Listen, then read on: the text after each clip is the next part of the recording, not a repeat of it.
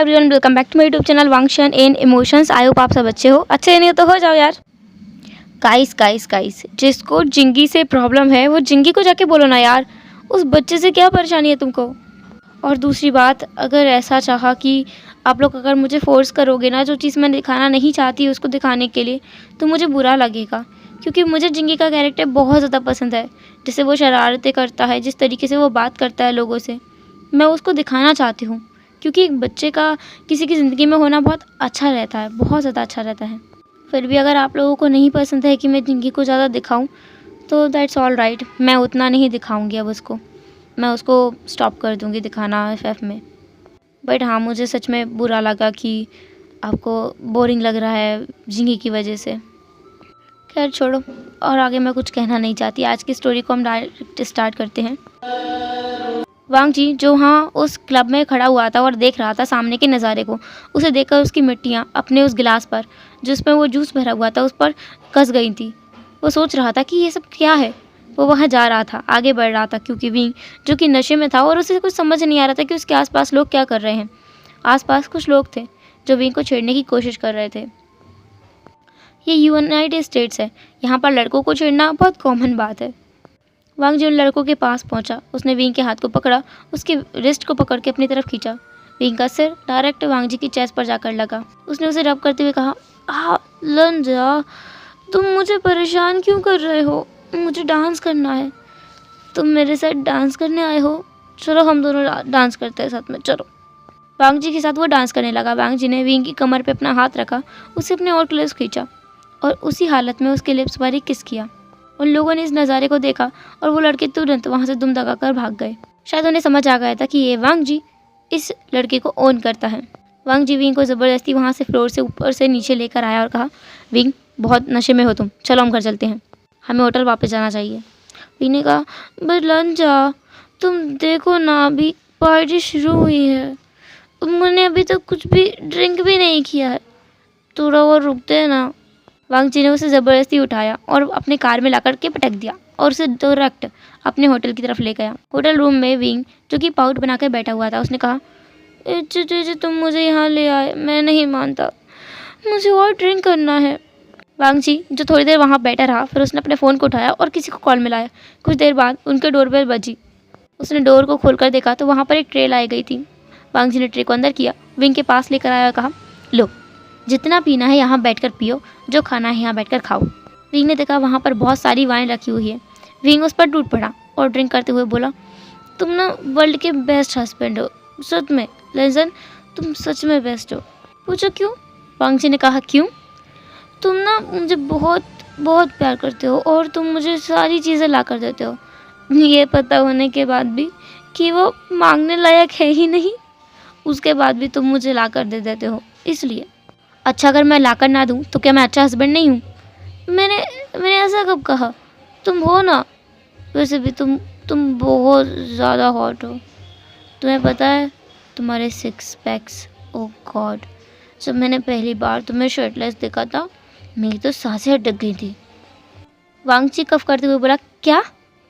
Wing ने कहा, हाँ, और मैं तो कब से चाहता था कि तुम मेरे करीब हो, पर तुम आते ही नहीं थे।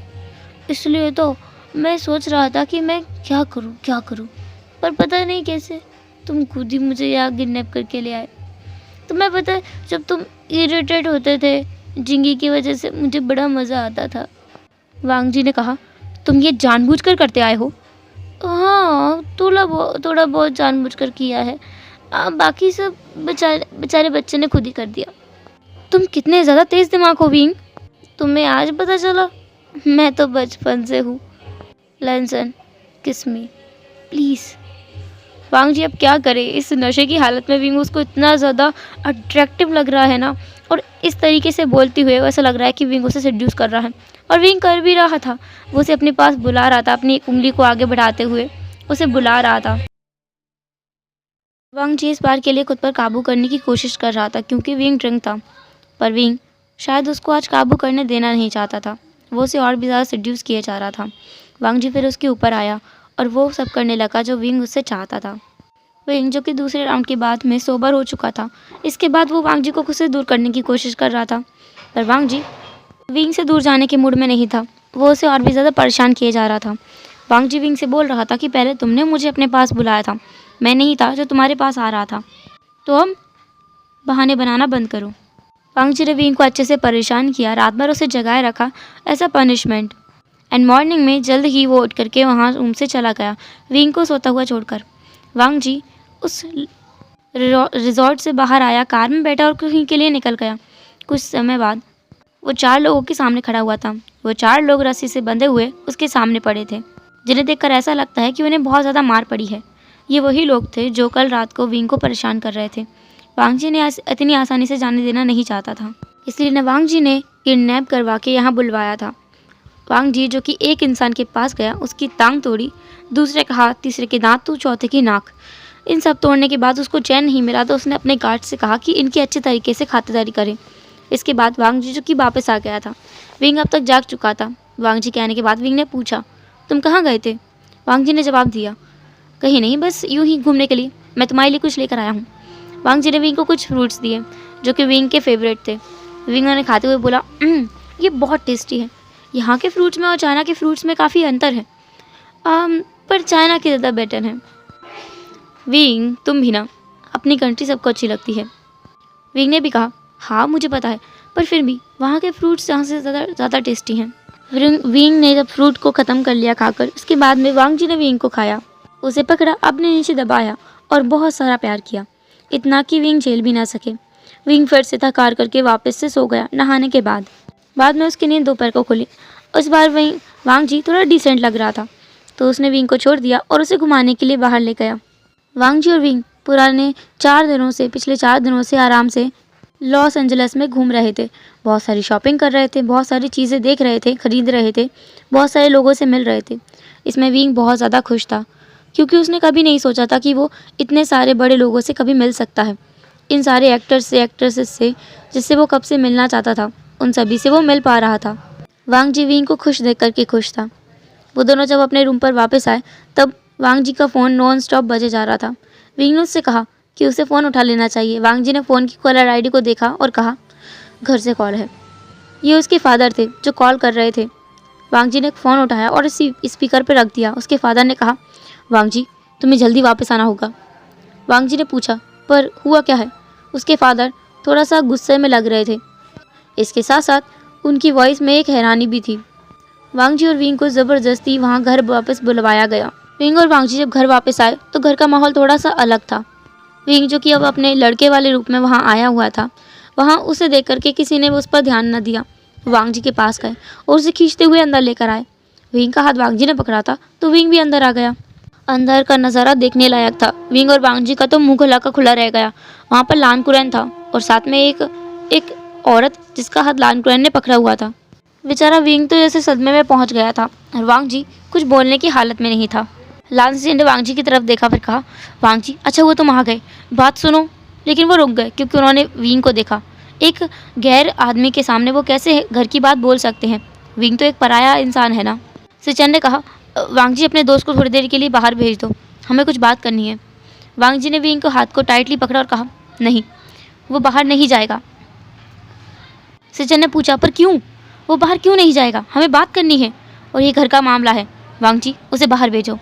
नहीं भाई, वो बाहर नहीं जाएगा क्योंकि वो यहीं रहने के लिए है, आप इन्हें बाहर भेजिए। उसने एक औरत की तरफ इशारा किया जो लेडी कुरैन का हाथ पकड़ के खड़ी हुई थी। कुरैन ने कहा, अपनी ज़ुबान को लगाम दो, वो बाहर नहीं जाएगी क्योंकि उससे मैं शादी करके यहाँ आया हूँ। वांग जी को जैसे झटका लग गया था और विंग को लगा था कि उसके ऊपर बहुत सारा ठंडा पानी उड़ेल दिया गया हो। ये क्या सुन लिया उसने? उसने कहा, ये क्या बोल रहे हो आप? ये विंग ने बोला था, जिसे सुनकर सब लोगों का ध्यान विंग की तरफ गया। कुरैन ने कहा, तुमसे मतलब? मैं कुछ भी बोलूं और तुम हो कौन? वांग जी ने कहा, वो मेरा वाइफ है। अब वांग जी की तरफ सबकी निगाहें थीं। जो लोग कुछ समझ ही नहीं पा रहे थे, कंफ्यूज थे कि ये क्या बोल रहा है ये इंसान। वांग जी ने फिर उन सबको तसल्ली से बैठकर सारी बातें बताई कि विंग यहाँ क्यों है, कैसे है और क्या क्या हुआ। फिर मिस्टिस लैन ने विंग की तरफ देखा और पूछा, बेटा तुम लड़का हो? विंग ने कहा, हाँ मैं लड़का हूँ। मिसेस लैन थोड़ी देर के लिए खामोश रही, फिर अचानक से ही चहचहाते हुए बोली, तो क्या हुआ? लड़का हो तो क्या हुआ, वैसे भी सिचन ने अभी तक लड़के से शादी की है, तुमने भी एक लड़के से शादी कर ली, कोई बात नहीं है, हमें सब चलेगा, हमारे लिए तुम दोनों की खुशी मैटर करती है, लड़का लड़की नहीं। मिस्टर लान ने भी हामी भर दी। कुरैन ने तो कुछ कहा ही नहीं, उसे तो समझ ही नहीं आ रहा कि ये क्या हुआ। कुरैन जो वहाँ पर चुपचाप बैठा हुआ था, तो सिचन ने कहा, अंकल क्या हुआ? उसके अंकल ने कहा, मैं ये शादी नहीं मानता। वांग जी, तुमने वादा किया था तुम्हारे भाई के समय पर कि तुम्हारे भाई जब इस लड़के को लेकर आया था, उन्होंने मेंग्याओ की तरफ इशारा किया, तब उसने कहा था कि वो इससे शादी करेगा, तो तुमने नहीं कहा था कि अपने भाई को उसकी मर्जी की करने दो और तुम एक लड़की के साथ शादी करोगे, इस घर को बारिश दोगे, इस घर का चिराग कहाँ है अब वो?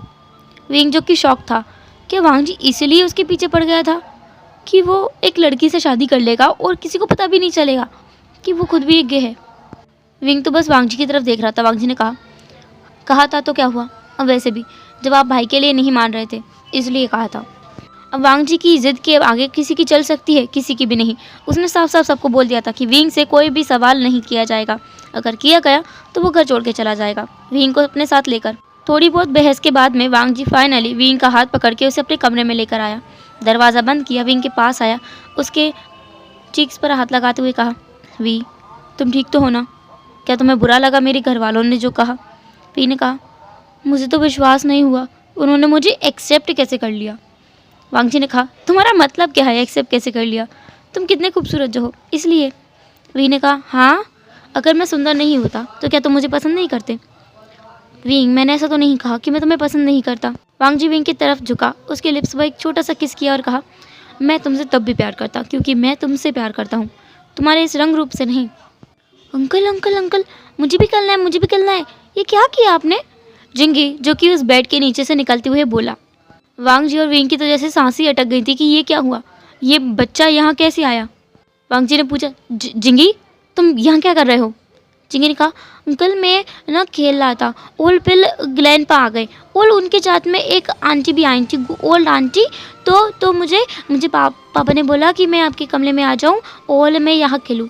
मेरा टॉय आपके बेड के नीचे चला गया था, मैं उसको निकाल रहा था, फिर आप लोग आए और आपने अभी इन अंकल को, इन पीछे काका को किच किया।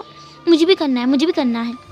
आपने कहा कि आप इनको बहुत ज़्यादा प्यार करते हो, मैं भी सबको प्यार करता हूँ, मैं आपको प्यार करता हूँ, तो मुझे आपको भी किच करना है। विंग जो कि शर्म से पानी पानी हुए जा रहा था, उसे बहुत ज़्यादा शर्म आ रही थी, उसे इतना शाय फील हो रहा था कि वो वहाँ से भाग गया बाथरूम की तरफ।